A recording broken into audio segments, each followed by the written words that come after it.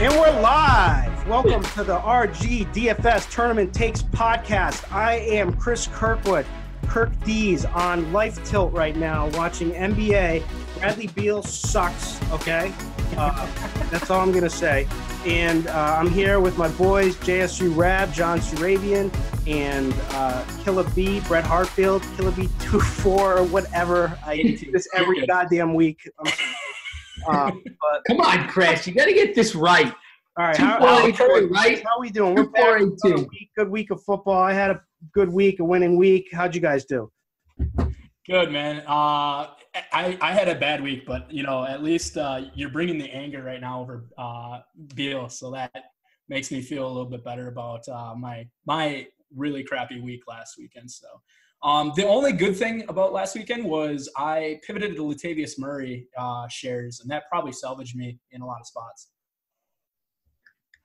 Yeah, 4,700, right? Like, that was the question. I didn't blow up my lineups for him. I definitely put him in some lineups, but I didn't blow up my median cash lineup. But I still did fine because our boy, Chester the Molester Rogers, came through like we knew he would in garbage time. I told you. When he was dropping every target and was about to get benched for the entire game on the first half, and I was on Life Tilt at halftime. But there was never a doubt, right? Never a doubt.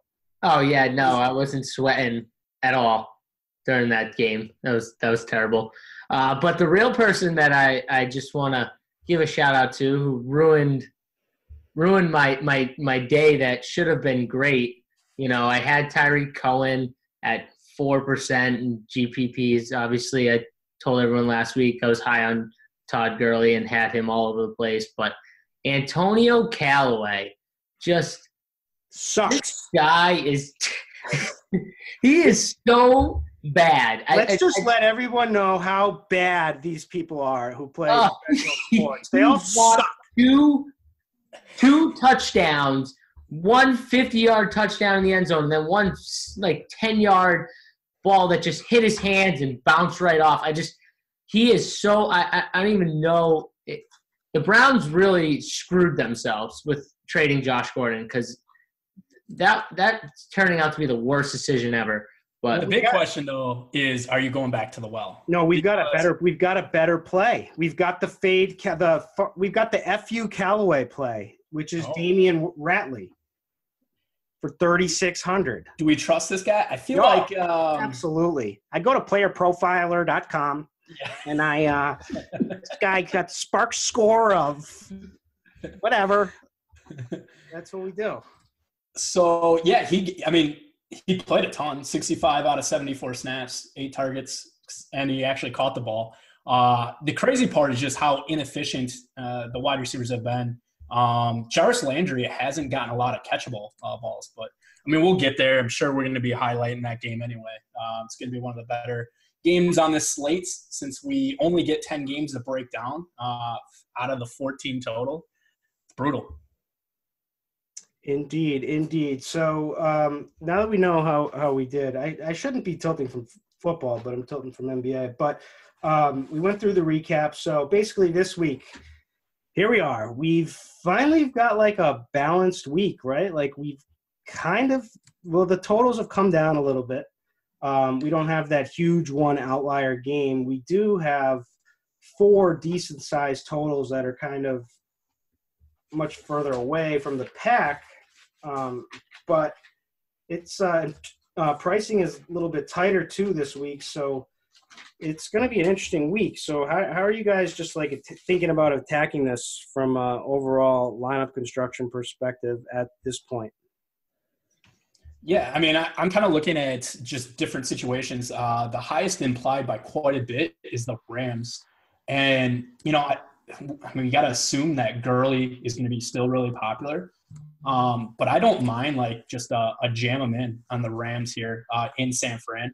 Hope that game stays close. But that's probably my favorite spot. And I don't know – it's not like I need to come back with San Francisco guys, but I definitely like plenty of different San Francisco guys.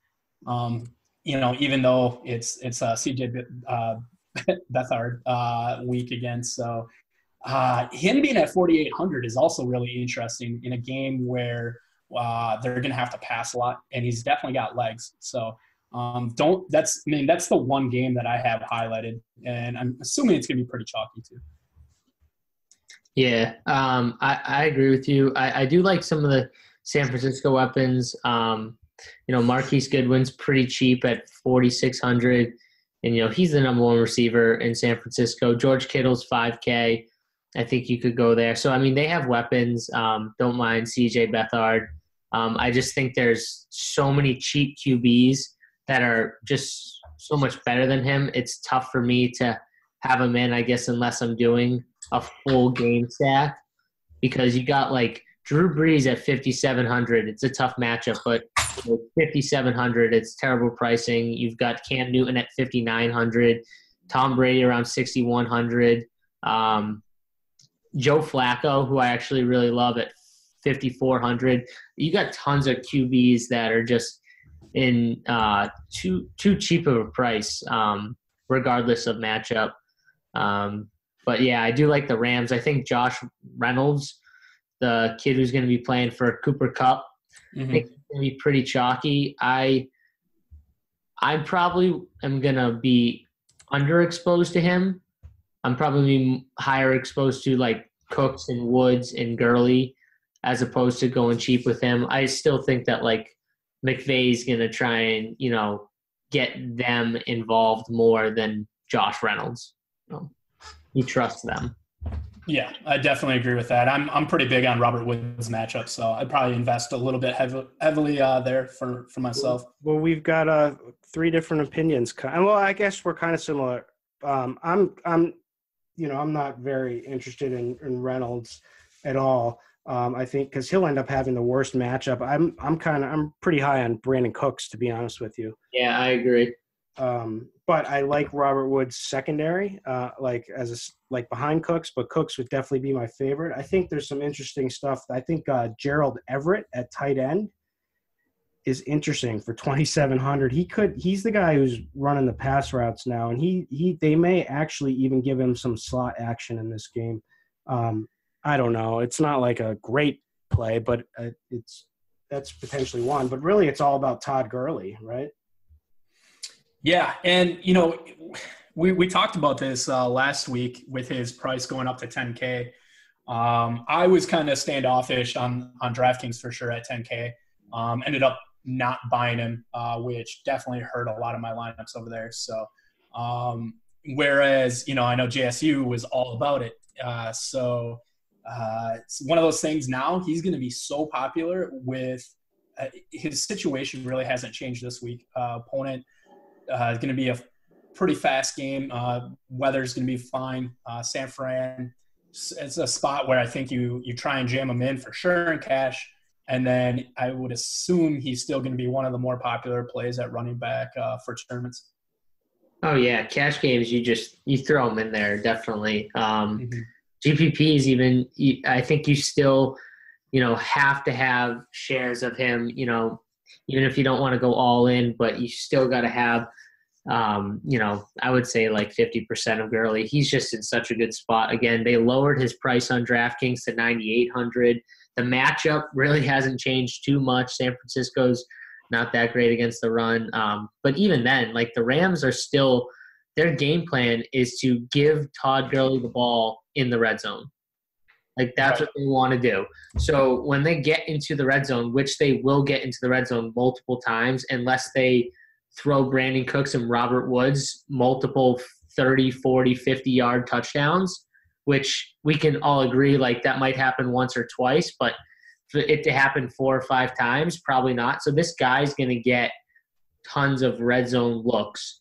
So it's really hard to just straight fade him, especially with the running backs that we have on the board.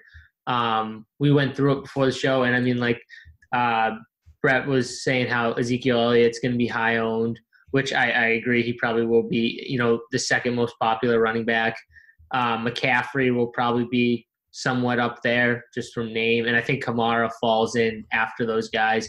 I think Kamara is the GPP sneaky if you want to pay up at running back and you want to be a little contrarian, this is a slate actually where you could play Kamara and Gurley together because of all the value that I think is there at wide receiver, which we'll kind of go over towards the end, but there's so much value. I really like Todd Gurley. When I was breaking down the game, they just give up so much to the running back pass, does San Francisco. So, like with Kupp out, you should be able to expect a little bit of an extra usage for Gurley in the pass game. We know what obviously he's going to get his carries, but San Fran's allowed 40 receptions for 305 yards, 2 TDs to running backs this year, which is fifth most in the league. And with just Kupp out, it just feels like just Gurley. I mean, Gurley's a cheat code, man. Yeah, I think totally agree with both of your sentiments there. My sneaky running back is probably going to be Kerryon Johnson this week. Detroit coming off a bye, going into Miami. And I'm not going to buy into that performance with Miami last week. I know it was a pretty awesome win, obviously. Osweiler beating the Bears. And, I mean, we kind of saw how fraudulent the Bears defense were in that game. But, yeah, I still love pairing up Kerryon Johnson with the Detroit defense. Hopefully we get to see, Brock being Brock and having some turnovers there, making short fields. But Detroit coming off a bye, like I expect them to start getting this kid more work. Theo Riddick's questionable, which would be awesome to see him not play and get Kerryon Johnson more work in the pass game. Timeout. I'm really pissed off about basketball. Work through it. Come on. So Bradley Beal picks up his fouls. So then it ends. It's just like that was the guy I needed. And now the guy I faded was Otto Porter, who just gets such a boost now with Beal off the court. And he just went ham and got like steal after steal in the last minute of the quarter. It's just making the gap pretty far here. Can we also say that Rodney McGruder has 13 points, 2 rebounds, and 2 assists at almost halftime? That's ridiculous. That's unreal. That was a question with my FanDuel punt to go with McGruder at shooting guard, or that was McGruder was for real in the preseason. I needed that too with Parker being a dud. All right, let's. What are we looking for? Like sneakier? You guys got like a sneaky stack? I think we were talking pre-show about a chalky stack. I think we all agree Taylor Gabriel is like one of the best plays on the board. But is there something like? I mean, I feel like the cheap stack there is you go with either Trubisky or Brady. I mean, I probably the price is good for both. I mean, you're starting to see these quarterback prices. I mean, there's not many quarterbacks that are over 6,500 this week. So Trubisky at 5,600, Brady at 6,100. I think they're both in play, only tournament wise. But and then Tariq Cohen is getting just more and more work and has been crushing the work. Last 2 weeks, he's had 17 targets and 14 catches. So that's huge. Been also efficient running the ball. But I think going with Cohen and Taylor Gabriel in a Bears stack with Trubisky and then bringing it back with Josh Gordon, I think that's a very cheap option and allows you to pay up for, your Todd Gurley's or your Kamara's, your low owned. I think that's a way to make like a nice correlated lineup. Yeah, so there's definitely a case to be made for Tom Brady here because of the price, but also because of the fact that, the Bears run D, which we talked about a little of the show. So, I mean, that's questionable whether you think it's going to be a Sony game or not. If it's not, and, it would certainly make sense for him to have a lot of high volume passes to guys like James White, to Edelman. But, we actually finally saw them unleash Josh Gordon, who just looks like the easiest play in the world this week after all those snaps, after all those targets. Just clear like that was Brady's guy. He's going to probably get a lot of one-on-one in this game. And, I'll take Josh Gordon one-on-one with pretty much anyone, you know, so especially with a quarterback like Brady throwing it to him. So the only issue I have with Gordon is if you guys remember last year when he came back for the Browns, everybody was on him.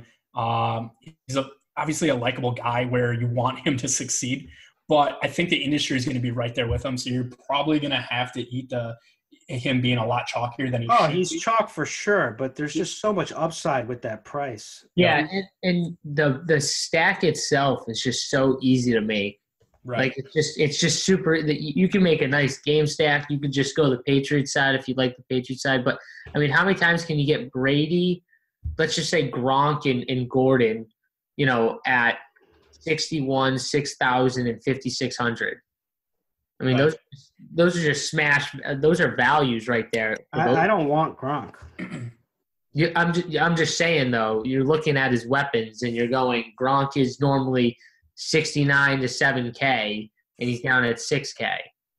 So just to expose the snap share too for Gordon. I mean, he's been basically between 25 and 30% the first 2 weeks. And then last week versus Kansas City, he got 63 of the 78 snaps. So just a spot where they got to be working him more in now that this offense seems like they're fully working. I see Edelman's questionable. He was limited in practice. I don't assume it's like too strong an injury that we should worry about, but something to at least note. Yeah. Like you said, Gordon, 63 out of 78 snaps, 9 targets, matchup with Prince Amuka Mara, which is a positive one.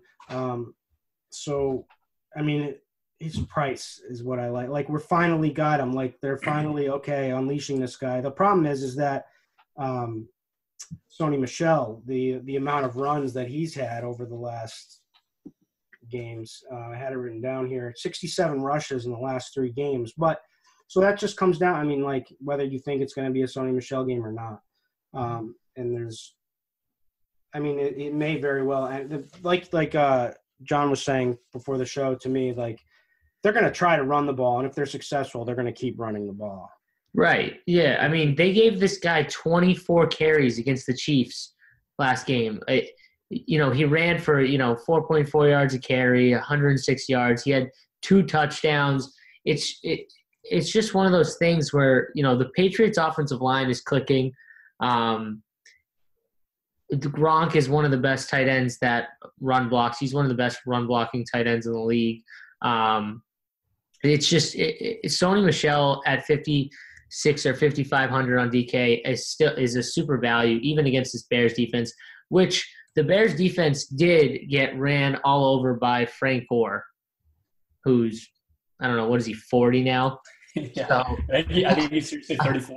Yeah. So, I mean, I have no problem paying for Sony Michel at 5,500. And I hope that, people see, the Bears D and they get afraid of playing a running back against them because, they look, I guess, on paper like they'd be really stout against the run. But I don't know. I think you can attack them. You got to run right at Khalil Mack, which is what Miami did last week.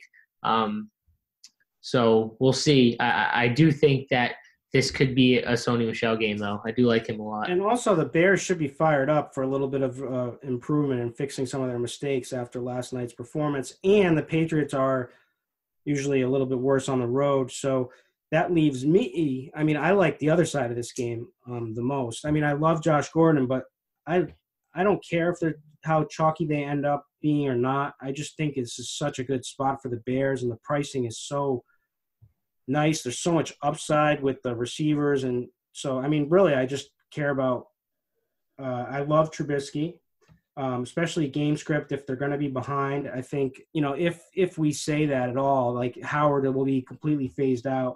Tariq Cohen is definitely the guy. He also makes more sense in this matchup to attack, attacking, the Patriots through the air and attacking those linebackers. So I liked him last week. I liked him the week before that. I like him again this week, and he's 5,100. And especially also, if they are behind, then it just makes more sense for him even more to rack up targets here. I love Taylor Gabriel. He's being utilized in a similar fashion as like the poor man's Tyreek Hill. We saw what Tyreek Hill just did to this defense, and he is another guy that can attack those linebackers in the slot where Gabriel plays 40% of the time. Anthony Miller is another guy who's dirt cheap, 3,400, who primarily gets the slot play. So that's Yeah, what I really like about Gabriel too is just like the plays that are specifically set up for him. They line him up all over, very, and very similar to just like your perfect gadget player like Tyreek Hill. So I know versus Tampa Bay, they kind of did like a few just straight passes, like where he's coming off as from the wide receiver position, and then Trubisky just flips it to him as like just a gadget pass where he tries to get the corner, and they were running those inside the red zone. So love that, like how they're specifically game planning him into each game too. Yeah, I mean, for me though, I think this game, I do like Taylor Gabriel, but I think Tyreek Cohen is just by far the best play. I don't think it's even close. You saw Kareem Hunt and what he did against those Patriot linebackers. I mean, Kareem Hunt caught no more than like 2 or 3 passes all year, every game, and then he caught like a 50-yard bomb, and Pat Mahomes overthrew him wide open for a touchdown. That was probably like another 50-yard pass running to the end zone. You just overthrew him just a little bit, but he was wide open. And the Chiefs, Andy Reid really figured out ways to get his backs open. And I think the Bears and Matt Nagy, Matt Nagy is super creative, and I think he's going to find ways to get Cohen matched up on some of those same matchups Kareem Hunt got. Yeah, I didn't even think about the Matt Nagy narrative too, with Taylor Gabriel. So that's kind of, And all of a sudden, Allen Robinson was a DNP in practice today, downgraded. Well, that helps Anthony Miller, and I kind of want him. Yeah, I would want him to play for I sure. love Anthony Miller as a player. He gets Gilmore. Yeah. The whole time, and so like I really didn't have much interest in Allen Robinson anyway. I like them both. I like them anyway, either way. But like, I kind of like the fact that if Allen Robinson's healthy. Chris, one spot that I kind of just wanted to. Oh, go ahead. If you like went with Miller, he's going to be so low owned. No one's going to have him. And he's 3,400. Yeah. But he might get some ownership just based off of his score last week. One spot that I kind of wanted to look at was just just like an ownership play between Adam Thielen and Stephon Diggs. I think, we've seen week in, week out, Adam Thielen outdoing Stephon Diggs. Diggs was on the outside, had to deal with a lot of Patrick Robertson. Patrick Patterson? No, what? I can't. Yeah, Patrick Peterson. There you go. Wow, I'm going in between like different sports there. Patrick Peterson. But yeah, each week Thielen has been outscoring Diggs, and I think this is just a good spot to possibly. It's only 1,300 difference, but now we're on a main slate where Thielen is the top dog, top wide receiver. So curious to see what his ownership level would be there, but I would really like to get some Diggs exposure for sure versus the Jets. Jets corners are both very beatable.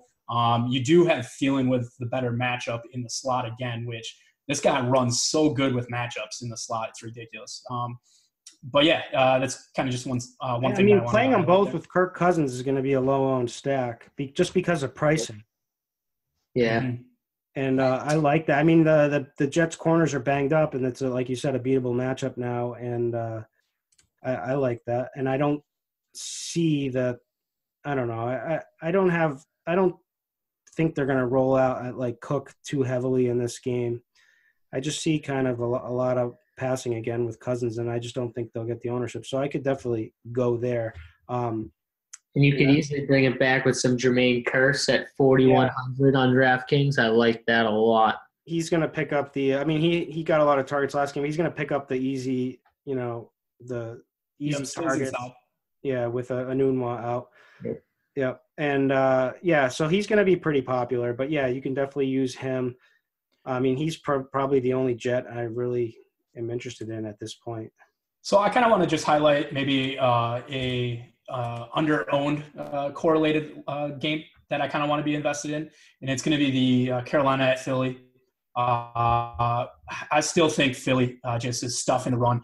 McCaffrey's not going to be able to go anywhere there. So I actually like both Cam Newton and Carson Wentz in this game to get off passing. And then, pairing them up with Funchess. Philly corners have been very beatable on the outside. And then even bringing it back with Aguilar or Jeffrey. Carolina corners have been very beatable this year. So I think that's a stack that I really want to get invested in. Yeah, I don't mind it. I'm a little lower on Cam. The price is nice for Cam. Mm-hmm. Yeah, the price is too nice on Cam. I do kind of like McCaffrey, and I don't know what else to make. Maybe we finally get a DJ Moore game. I don't know. But I definitely like Wentz because he's looking better and better as each week goes on, and he has like that sneaky rushing upside too. Yeah, I think the only thing there is his price. His price should keep ownership down. With him being 7,100 and Gronk at 6K, I think that just makes people go to Gronk if they're going to pay up. I was talking about Wentz, not Ertz. Oh, I'm sorry. But Ertz is a good play from he's going to be low owned because of price. Yeah. Yep. Do you guys agree that Njoku will be the chalk tight end this week on DraftKings? 4,200. He should be. Absolutely. It's kind of a spot where he's the one guy that, week in, week out, it just feels like Baker's right there with him. So with how bad we've already hit up on Callaway and Jarvis Landry, how bad those connections are, I feel like Njoku, pretty smash spot here at 4,200. Yep. Nothing. I've got nothing against them. So the one cool part about this slate, like even though there's not much that stands out, like not many games over 50, in fact, only one, I think, with the Rams and 49ers, is you do have some of the fastest paced teams in the slate. You have the Colts, who are number one at plays per second. The Ravens are 2, Browns are 3, and the Texans are 4, all on the slate. Even Jaguars are 5. So plenty, I always try to target some of those teams, especially if I know they're going to be playing in a somewhat fast style. And when you think of the Ravens, you don't think of a fast style offense. But, that's a unique situation because you do have the Saints' number one offense going up against one of the best defenses in the league with the Ravens. So with the Ravens playing so fast and them being at home, they're going to be able to play fast. I think a lot of times when you have these fast-paced teams on the road, a lot of times they can't play fast because of the crowd noise and whatnot. But yeah, with these fast teams playing at home, I like to target that, especially if they really stand out with their speed of their pace. Yeah, this is my number one game stack of the week. I think a lot of plays that are kind of very cheap. You got John Brown at 5,700. I like Willie Snead at 4K. He had 10 targets last game. We'll definitely avoid Lattimore most of the game, so I like that a lot. Joe Flacco at 5,400. And then you got, Ted Ginn just went on IR. So Traquan Smith, another value wide receiver that you can play. Cam Meredith, both very cheap. So I like those guys a lot. And then I already talked about Alvin Kamara being sneaky. This could be a game that kind of shoots off, and I don't know if people are going to really game stack it with it being in Baltimore, against a really good defense. Right. Yeah, I was kind of low on this game in general. I mean, I love John Brown, but I wasn't getting excited about this game. I like the Rams San Fran game so much. You got to get some Willie Snead. You got to get Goodwin again. I know it's going to be chalk, but he's 4,600. Beathard. You think Goodwin will be chalk? I don't know. I think he should be because he's so cheap. No, there's too many 4K wide receivers. He's not going to be chalky. Yeah. So one of the 4K wide receivers I'd like to highlight is Albert Wilson. Obviously, just smashed last week versus the Bears. This week he gets another really good matchup. Been running routes out of the slot. Played 50 out of 78 snaps, 9 targets, 6 catches. Obviously, most of those yards too. It was just after the catch, so not a lot of air yards, but we could see his speed. And in a spot where I already like the Detroit side here, I wouldn't mind bringing it back with another cheap play in Albert Wilson. We have breaking news here. Breaking news. NBA breaking news. I don't know, but Otto Porter didn't. I'm faded. I faded Otto, and he just crushed me. But he's not. He didn't start this third quarter. I never wish injury on anyone, but until you wish injury on someone.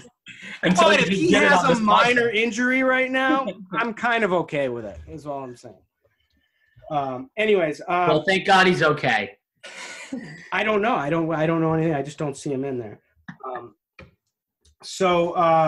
Back to the Rams. Sorry, C.J. Beathard. The volume, right? Like they're going to be passing. They're going to have to pass. The Rams just don't allow many rushing attempts because of game scripts.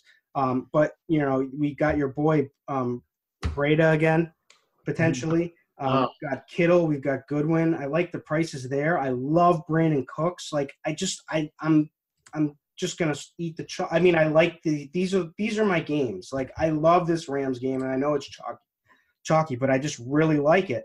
And I think people are gonna make mistakes with like loading up on Josh Reynolds, who's gonna end up just being the guy that they put over on Seattle, former Seattle, Rich Sherman, who nobody's throwing at, and that's who they're just going to stick out there. Yep. And do you guys understand the pricing there? I mean, that doesn't make sense with Beathard. Him, smashing basically last week. What's up with the price going from 4,900 to 4,700? Like that doesn't make any sense. What's up with the prices across the board? Right. We just named. You know what? I started off the show and I said tighter pricing.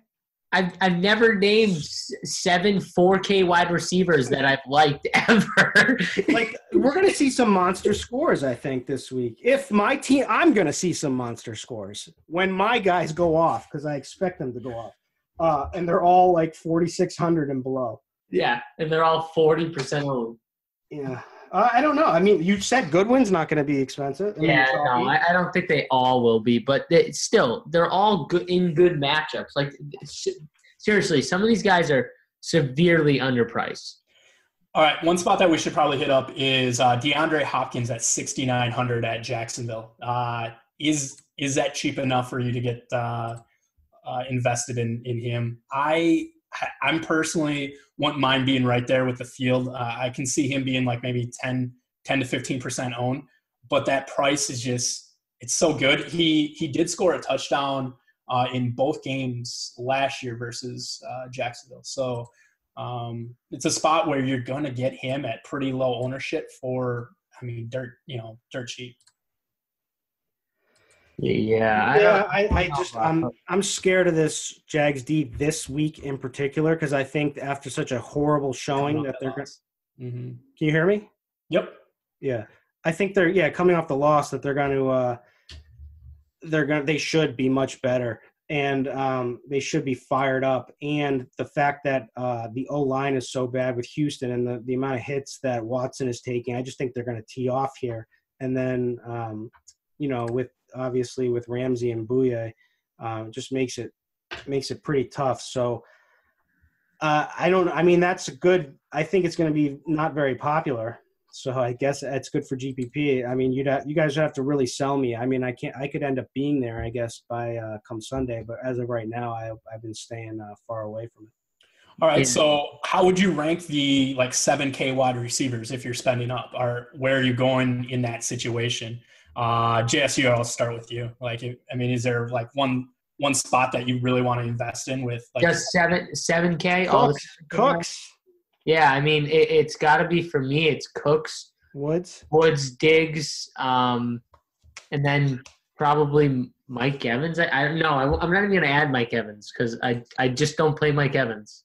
It's a rule. I just don't play him.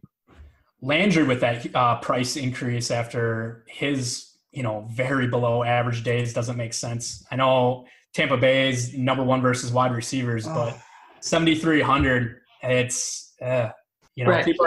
People are going to see the green 32 by his name. Right. Can I tell you my strategy here at wide receiver is going to be Thielen, Diggs, Cooks, and Woods at the high-price receivers. Then I'm just going to fill in my John Brown, Josh Gordon, and then all the 4K pumps, and that's what I'm doing at wide receiver because literally it's just too many good plays down here. It's so hard. I'm gonna pay up at running back, and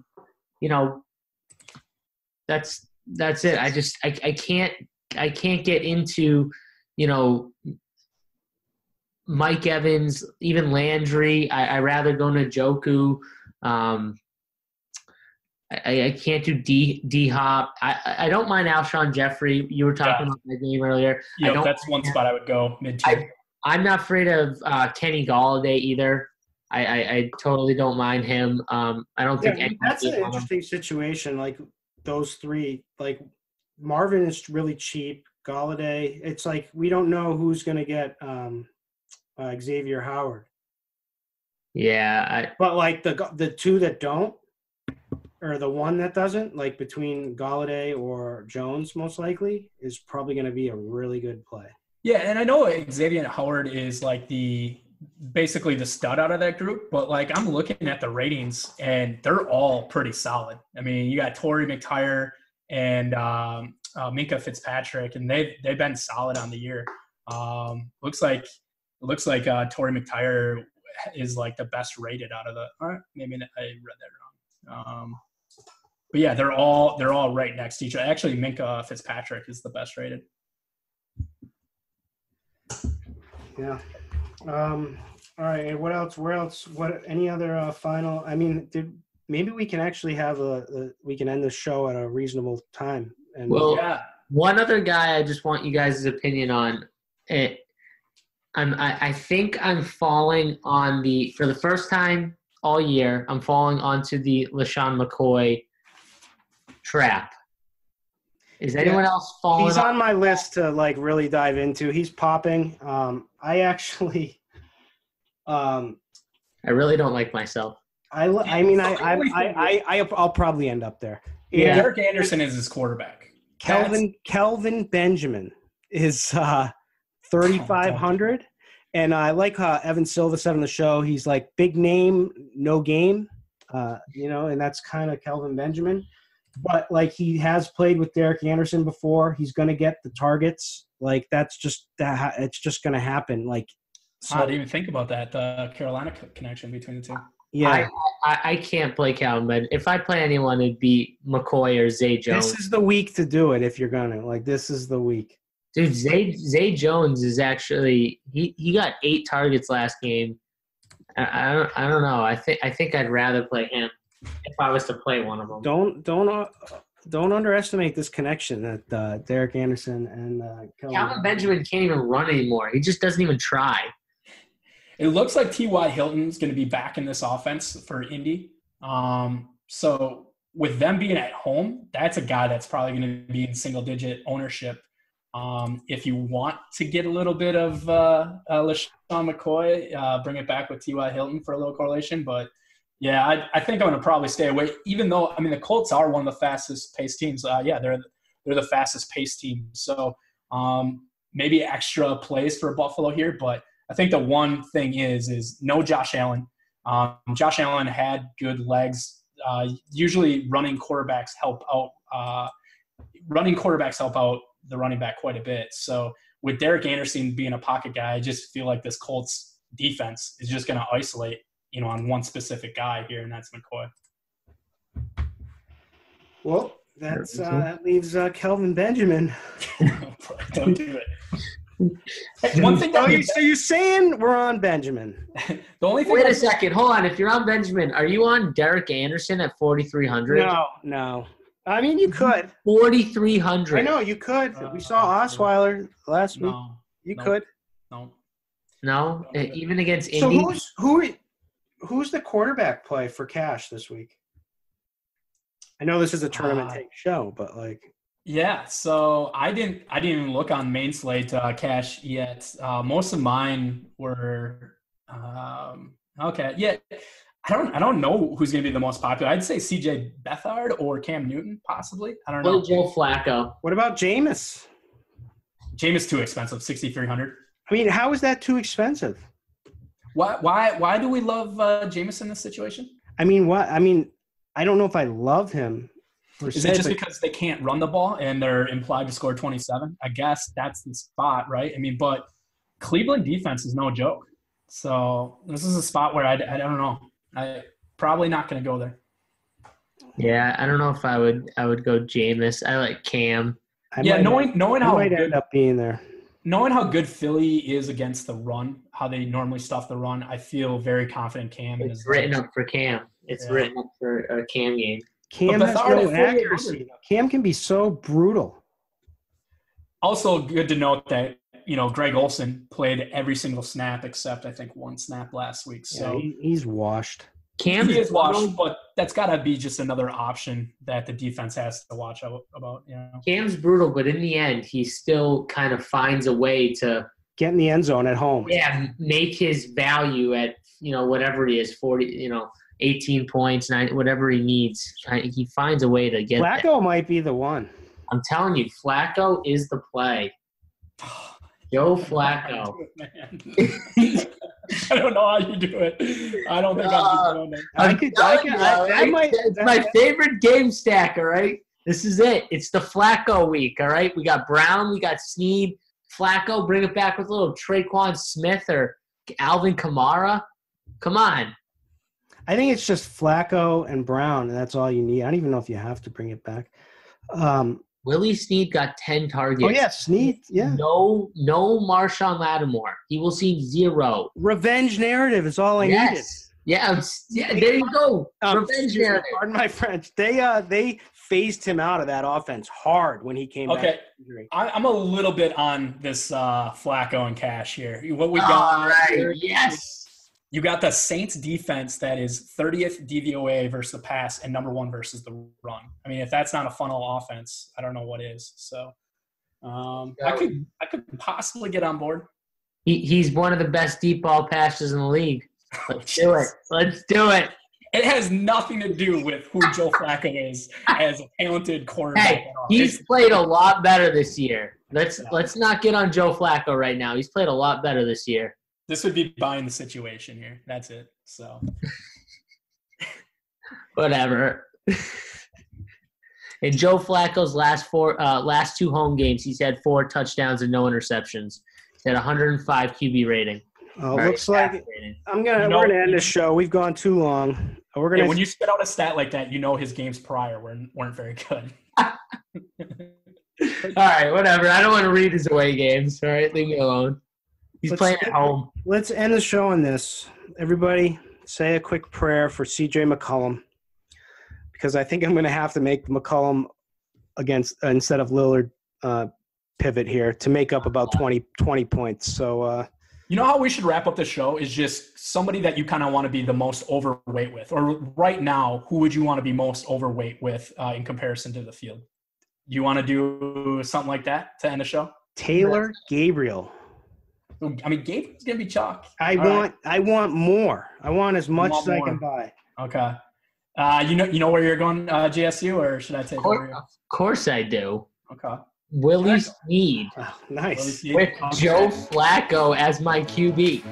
All right, and my gods is gonna be Kerryon Johnson that I want to be most overweight. All right. That's a wrap. I think we're still over for length of time here, but we tried. Good job, boys.